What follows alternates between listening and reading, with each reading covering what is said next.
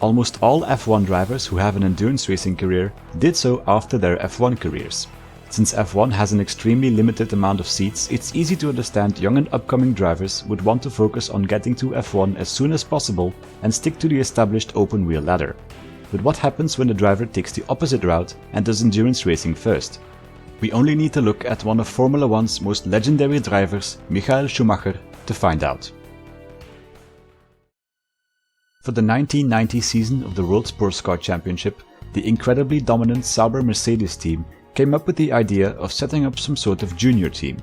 One car of the two-car team would be driven by Jochen Mass and one of 3 young drivers in select races, all poached from the German Formula 3 Championship. There was 1989 German F3 champion Karl Wendlinger and runner-ups Heinz-Harald Frentzen and Michael Schumacher. While Wendlinger and Frentzen would combine this with an F3000 season, Schumacher opted to stay in F3. F3000 was the logical next step towards Formula 1, so staying in Formula 3 and racing around in a completely different car on a few occasions was seen as the wrong move for Schumacher by many people. But not by his manager Willy Weber. He figured putting Schumacher into a top-level team with an impressive legacy and reputation would be worth more as a learning experience. Mercedes, on the other hand, were keen on joining F1, so grabbing 3 upcoming drivers early on in their career and showing them the ropes for an eventual F1 future was always the plan. The car they'd be driving would be the brand new Sauber Mercedes C11. Even though Group C racing was heading to an all-new naturally aspirated formula in 1991, Mercedes still decided to make a brand new turbocharged car for the 1990 season. The C11 was the follow-up to the C9, and although that already proved to be immensely fast and dominant, the C11 was made to be even better. The reliable and powerful twin-turbo 5-liter V8 from the C9 was kept, but almost everything else was brand new. This included a fully new carbon chassis, redesigned rear suspension, new gearbox and improved aerodynamics. Schumacher and the other F3 rookies would go from driving Formula cars with around 200 horsepower to driving a car with around 800 horsepower. Schumacher's debut with the car would be in round 3 of the championship at Silverstone, and it would be one to quickly forget. In the first practice session, Schumacher managed to break the gear stick. The pit crew ran to the car to help fix it, but unknowingly did so with the car being right outside the pit lane entrance, and the rules state that any car on track that was broken down must be fixed by the driver alone with no outside assistance. The penalty for this seemingly minor infringement? A disqualification from the race. A tough pill to swallow and a disastrous debut for Schumacher, who didn't even get the race. Perhaps the Germans being on the home turf of the fan-favorite Jaguars had something to do with it. Schumacher would get a second shot at round 5 in France.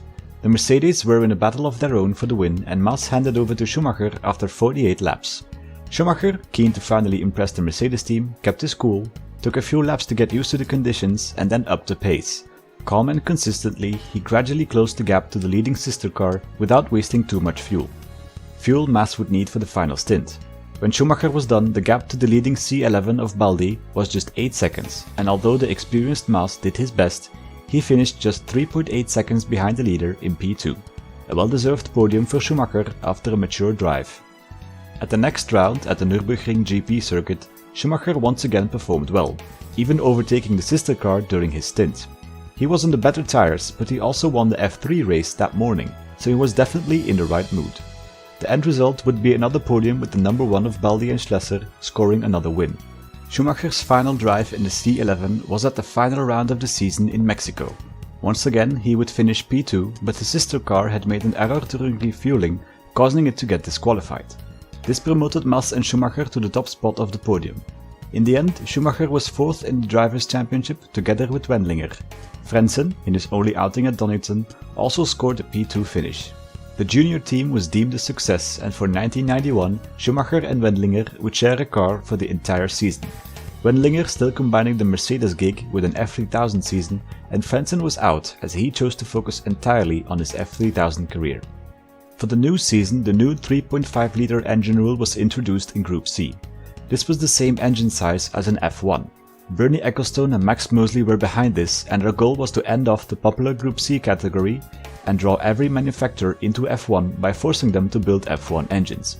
While the old Group C cars were still able to race, they do so with an unhealthy weight handicap, making them uncompetitive.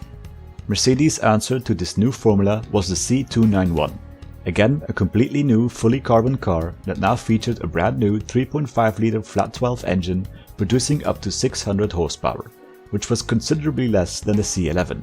The size of the engine provided less room to work with under the car, resulting in smaller venturi tunnels. The C291 also tipped the scales at 790 kilograms, 40 kilograms more than the minimum weight. Clearly, a lot of development would need to be done throughout the season to bring the most potential out of the car.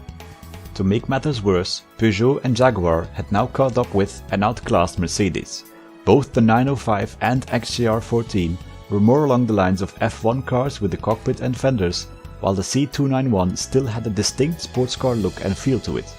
The C291 had also proved to be terribly unreliable during testing, so Mercedes made the tough and somewhat humiliating decision to put their best drivers Mas and Schlesser in the older, weight-handicapped C11 for the first half of the season, while Schumacher and Wendlinger would try and make the best of the C291. In round 1 of the season at Suzuka, Wendlinger managed to qualify the car on P3 despite a fire and oil leak. When Schumacher took over in lap 21, the car caught fire a second time just after exiting the pits, making Schumacher's race debut in the C291 only last a few hundred meters. While the new car caught on fire, the old C11 of Mas and Schlesser managed an impressive P2 finish. Monza wasn't any better, as now the C291 failed to start on the grid, causing Schumacher to start from the pit lane. For the short while the car stayed alive, Schumacher impressed by almost instantly catching up to the lead pack and, while still being a lap down, challenging the lead XJR14 in the process. Just 20 laps later, Schumacher's impressive drive was over as the engine failed. While Peugeot went bowling in the pits, Jaguar stormed to the win with again the old C11 best of the rest in P3. The meeting at Silverstone may have set off on the wrong foot with Schumacher spinning in qualifying, but during the race Lady Luck was on the side of the C291 as it managed to stay together, allowing Wendlinger and Schumacher to finally show their speed.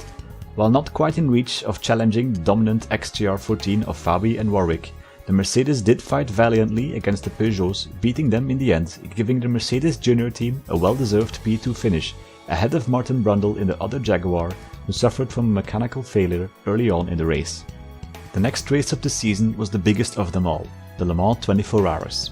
This would be Schumacher's first 24-hour race, as Le Mans was absent from the 1990 calendar. Knowing that the C291 was unlikely to make it to the end of the race, the decision was made to have both squads race in the old C11, a decision mirrored by Jaguar, who also ran an older spec XJR12. Jaguar did use an XJR14 for qualifying and expected to get an easy pole time with it, but Schumacher prevented that as his C11 was turned up to 11. In full boost qualifying trim, the old, heavy, but now nearly 960 horsepower strong monster was hustled around the track by Schumacher half a second quicker than the pseudo F1 car Jaguar, and some 4 and 5 seconds quicker than the other two C11s entered in the race, driven by more experienced drivers. If for some reason people hadn't heard of Schumacher yet, they did now.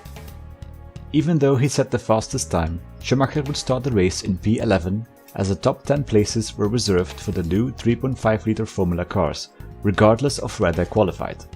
As for the race, well, you probably already know who won that. Mazda's win in 1991 has been covered 1,000 times in various media, but what most forget to mention is that Schumacher, who ended up finishing 5th, set the fastest lap of the race in the C11. His time of 3 minutes 35 seconds was a new lap record, 7 seconds faster than the Mazda 787B and an amazing 5-second improvement of the previous record. Schumacher's impressive performances behind the wheel of the C11 and C291 didn't go unnoticed, and when Jordan desperately needed a replacement driver for the Spa F1 Grand Prix, they brought in the still only 22-year-old Schumacher to drive. Even though the car broke down in lap 1, his impressive pace in practice and qualifying made him the next big talent. Jordan, Benetton and Sauber, who were planning to enter F1 in 1994, almost instantly got into a fight as to who could give the driver a contract first. He eventually signed with Benetton, and the rest is history. Even though Schumacher would drive the rest of the F1 season for Benetton, he still combined it with the Mercedes gig in the World Sportscar Championship. Schumacher would get back behind the wheel of the now updated C291 in Germany. Mercedes spent a lot of time updating and evolving the car. It was now lighter too and less complicated to run. But sadly, reliability took a hit as both Mercedes cars didn't make it to the finish. A fast but eventually broken car trend would continue in the next 2 races in France and Mexico. At the final race of the season on the Autopolis racetrack in Japan, the Mercedes would face a new enemy in the form of the late-to-the-party Toyota TS010. The car would be no competition, however, for Wendlinger and Schumacher in the Mercedes. They were in top form, and so was the car. It finally ran a race faultlessly and fast enough to challenge the Jaguars. After an impressive drive, the Mercedes junior drivers gave the Mercedes team their deserved and only win of the season. It was to be the last hurrah of Mercedes in sports car racing for a while, as they ended the program after the season. Schumacher was done too and moved to greener pastures in F1. The bold career choice, doubted by many as reckless and stupid, did eventually end up being the fastest route to F1. Schumacher would go on record saying that the things he learned behind the wheel of the C11 and C291 proved to be invaluable. If it weren't for those 2 endurance racing cars, Formula 1 wouldn't have been the same. If you enjoyed this video, make sure to like it and subscribe if you don't want to miss out on the next one.